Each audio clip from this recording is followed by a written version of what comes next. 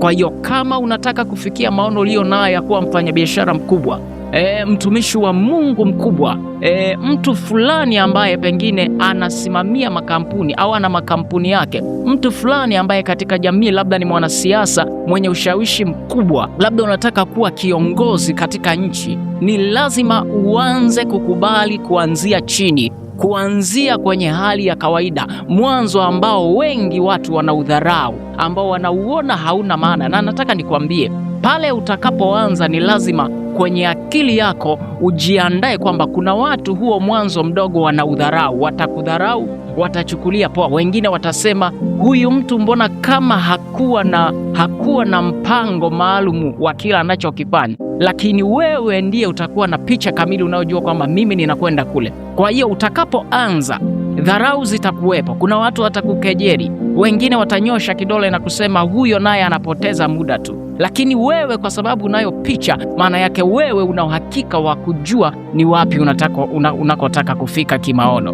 Nataka nikwambie, anza hayo maono. Haijalishi una kitu kimoja au vitu viwili. Unataka kufungua duka, unataka kuwa mfanyabiashara mkubwa, anza hata kama na maji tu, weka dukani. Anza hata kama na frame tu, wewe ifungue, weka kitu kimoja, weka sukari, weka labda mafuta. Anza kwa udogo, kwa sababu hakuna mwanzo uliokamilika siku zote. Mwanzo wowote ule ni mwanzo mdogo, kama huu mwanzo tunaoona wa Mungu. Mungu alikuwa na picha kubwa, lakini alijua kabisa kazi kamilifu inatokana na kwenye kuanza katika udogo. Ni kweli kama Mungu mwenye uweza alikuwa na huo uwezekano kabisa wa kuvifanya vitu vyote vitokee mara moja, lakini Mungu alijua kabisa kwamba kazi ya ubora na ustadi inatokana na katika mfumo wa kuanza kidogo, kwa sababu unapoanza kidogo ni rahisi zaidi pia kuweza kutambua ni nini unachokihitaji, ni mapungufu gani, kuweza kufanya tathmini kila itwapo leo ya maono ulio nayo, na hatimaye kuweza kufika katika maono katika namna ya ukamilifu na ubora zaidi.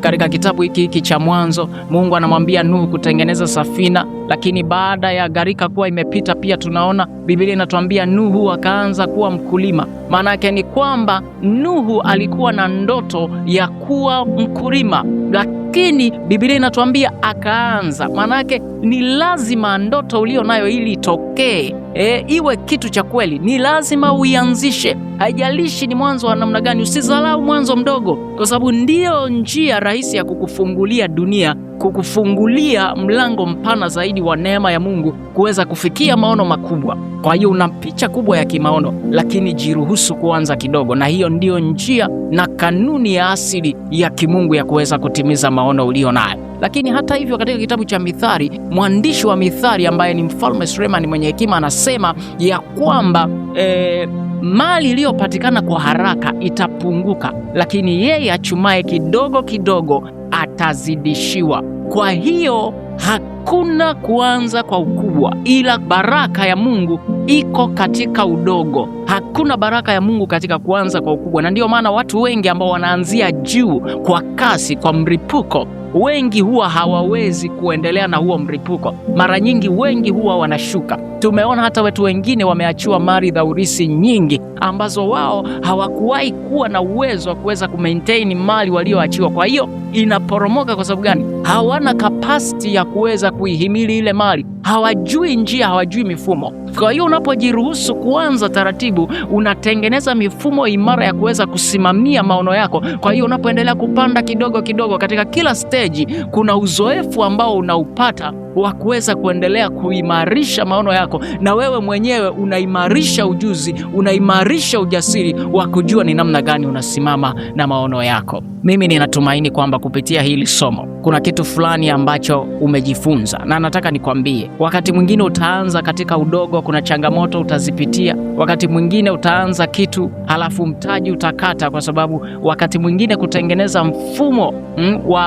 wa kudumu wa biashara yako au wa maono yako kuwa ni maono yenye ushawishi na yanokubalika katika jamii, wakati mwingine inakuwa ni kazi ngumu. Utaanza katika udogo, wakati mwingine utawekeza pesa itapotea. Nataka nikwambie, usikate tamaa. Ijalishi utaanza kwa udogo, utaweka pesa itakata, au pesa hiyo haitarudisha faida, rudia tena, kwa sababu Biblia inatuambia kwamba mwenye haki huanguka mara 7 na kainuka tena.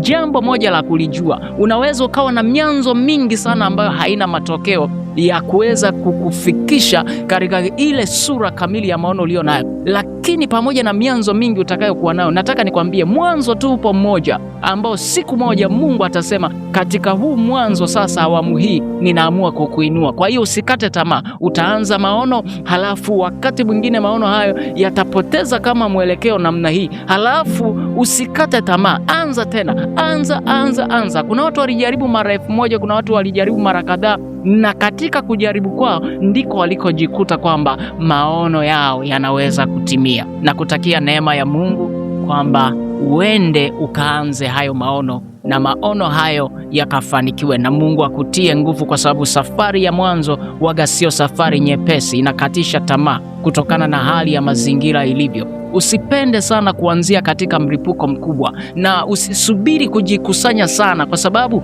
hakuna hata siku moja utasema hivi vimetosha. Utakusanya kiasi fulani, alafu utasema bado hiki hakijatosha. Kila siku, mwisho wa siku utajikuta kwamba maono yako hayawezi kutokea au hayawezi kufanikiwa, na mwisho wa siku unazeeka na miaka inaenda, na matokeo yake unaweza kujikuta umauti unakupata, huku maono yako ambayo yangeweza kuinufaisha dunia na watu wa Mungu hayajatokea.